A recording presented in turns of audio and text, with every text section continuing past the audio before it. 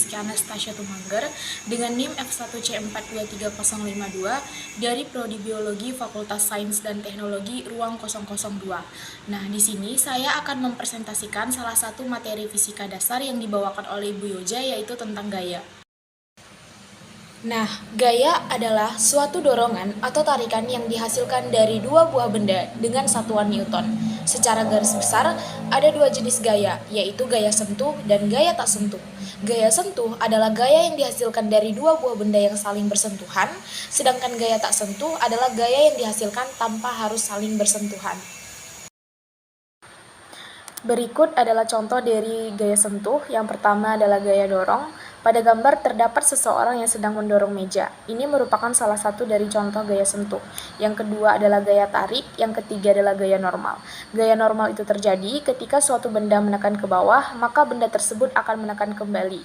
Contohnya pada seseorang yang sedang mendorong dinding. Ketika kita memberikan gaya kepada dinding, dinding tersebut akan merespon dengan memberikan gaya yang disebut dengan gaya normal untuk mengimbangi. Dan yang terakhir adalah gaya gesek. Contoh sederhananya adalah ketika kita sedang berjalan, merupakan salah satu contoh dari gaya gesek. Antara alas sepatu atau sendal kita dengan permukaan jalan, terjadi gaya gesek dengan arah yang saling berlawanan. Ini adalah beberapa contoh dari gaya tak sentuh. Yang pertama adalah gaya magnet, yang kedua adalah gaya listrik statis.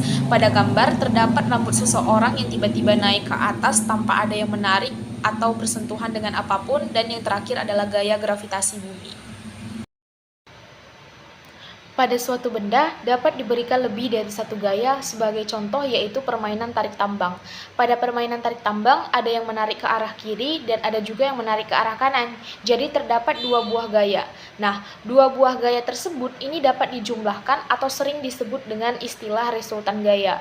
Dalam menjumlahkan gaya ada beberapa hal yang harus diperhatikan. Yang pertama adalah arah gaya tersebut dan nilai gayanya. Kedua, menjumlahkan gaya-gaya yang sebidang terlebih dahulu, dan jika diperlukan menggunakan teorema Pythagoras.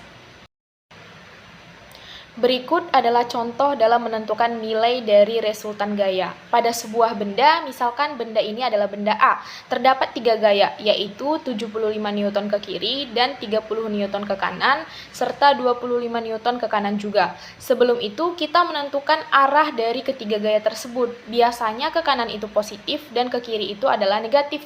Jadi langsung saja kita jumlahkan, sigma F atau total gaya sama dengan 30 ditambah 25 dikurang 75 sama dengan 55 dikurang 75 sama dengan min 25 ke kiri. Berarti benda A ini bergerak ke arah kiri sebesar 25 Newton, atau sigma F atau total gaya bisa saja langsung kita jumlahkan bidang yang searah terlebih dahulu, yaitu 30 tambah 25 sama dengan 55 dikurang 75 sama dengan minus 25 Newton ke kiri.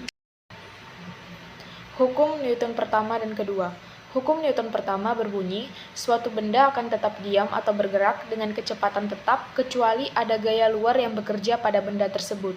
Jadi kalau ada suatu benda yang diam dipaksa untuk bergerak secara tiba-tiba, tidak akan bisa. Benda tersebut akan tetap diam, begitu pula dengan sebaliknya.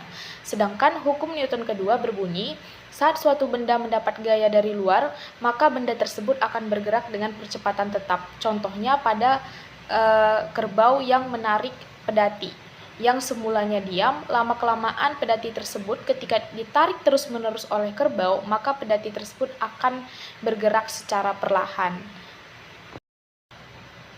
Nah, dari kedua definisi hukum Newton tersebut didapatkan rumus untuk hukum Newton pertama, yaitu sigma F sama dengan 0, dan untuk hukum Newton kedua didapatkan rumus sigma F sama dengan massa dikali percepatan.